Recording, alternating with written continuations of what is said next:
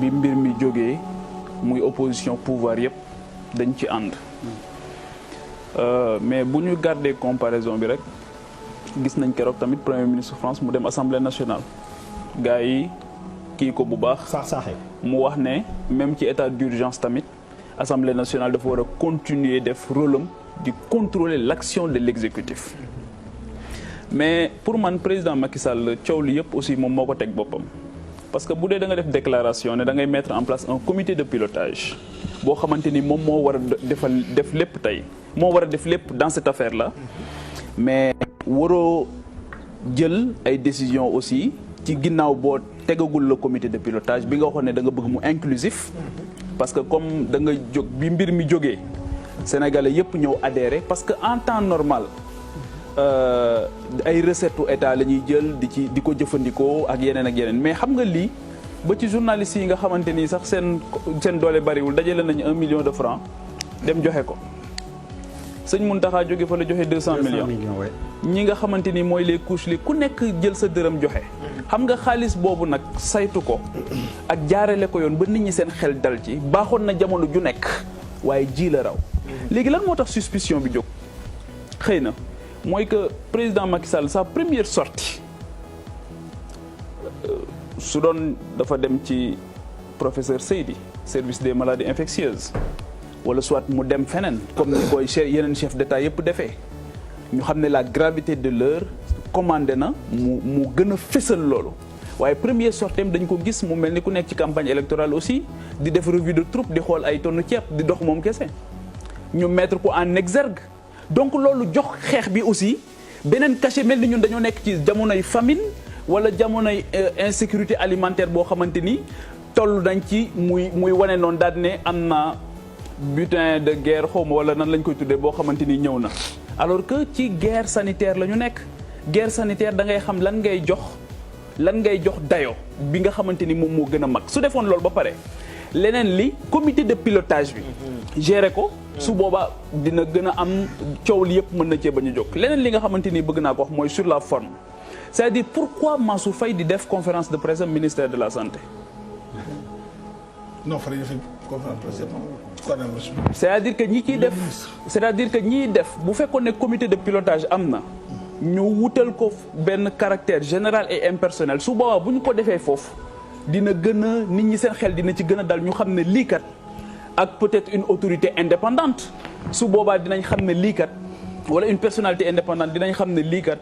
njëriñu amul benn connotation politique ak yooyu parce que wax nañ ko encore une fois pour man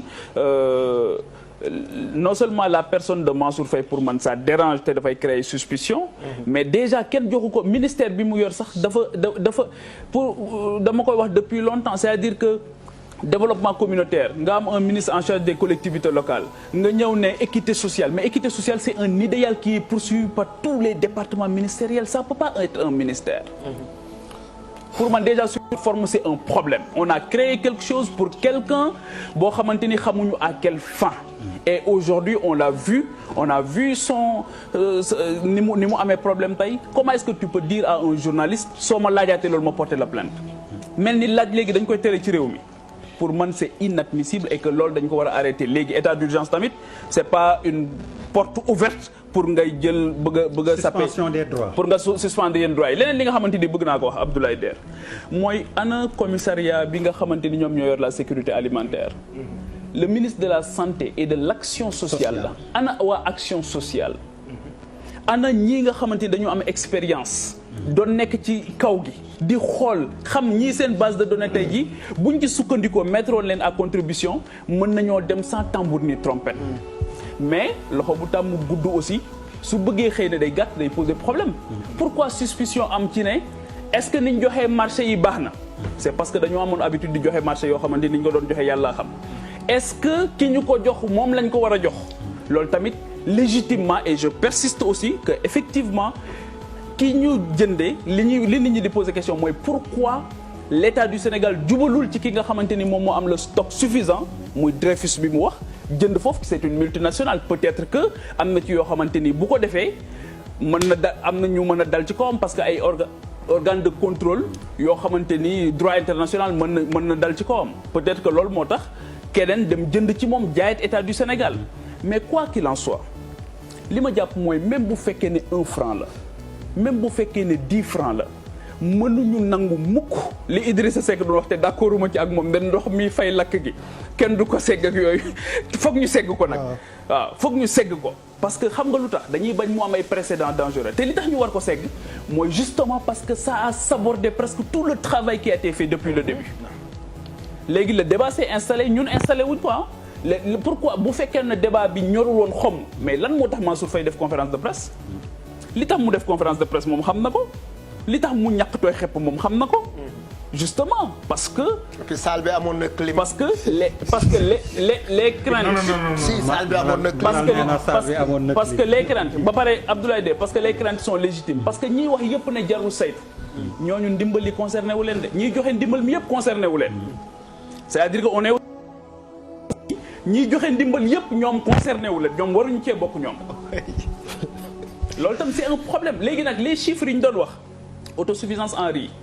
Serigne bi Faye léegi li mu wax dafa am solo loolu mooy la réalité du Sénégal léegi est-ce que bàyyi nañ léegi taux de croissance léegi est-ce que bàyyi nañ waxu émergence coronavirus nous ramène à la dure réalité du Sénégal bi ñu doon wax ñu naan ñu ay affaire partisanerie la justement du partisanerie xëy na nous on a la chance de faire le pays de tâter le pouls soo génnee Dakar gii wala bala ngay génn Dakar fii nga am problème nga gis nit ñi ni ñuy dundee nga dem foo xamante ni gis nit ñi accès à l'eau accès universel li ñuy wax nii Mame Boye Diao xam na ci dara il vient de Kolda la réalité mooy tey nit ñi dañ leen di jox lu ñu saabu bu ñu sangoo tous les hommes politiques sont sur le terrain pour maye saabu on est dans un pays boo xam les gens amuñu saabu et après on vient nous dire que nit ñi tey ji kan moo ci am problème mu saabu ci ñun ñi mais am na ñoo xam dañuy dem di leen may saabu ba pare di ko photo di ko wane ci internet bi c'est ça la dure réalité de la vie Madar amuñu ko Madar c'est ça le Sénégal aujourd'hui donc pour man soyons beaucoup plus humbles gouverner générosité la nañu ci def yërmande nañu bàyyi ñi am poste am domba tànk tey foog ne ñoom ñoo am le monopole de la vérité jàpp ne ñoom ñoo gën a bëgg réew mi li ñuy joxe nii du action de solidarité c'est une obligation ñoom ñoo ko moom 200 millions Sëñ Mountakha kan moo ci gën a yey waa Sénégal yépp sunu 1 million yi convention des journalistes joxe kan moo ci gën a yey Sénégal yépp mais c'est ça la vérité li ñu leen di jox ay bu fi kenn tàccu kenn bu fi kenn woyal kenn bu fi kenn tëggal ndënd kenn c'est votre droit seen xaalis la te demandez plus parce que nous sommes vers un horizon très incertain mais ñaari saaku ceeb benn butéelu diwlin ñu bëgg a filmer la ko wane la ko su ma doon président li mu filmer port noonu sax duñ ko filmer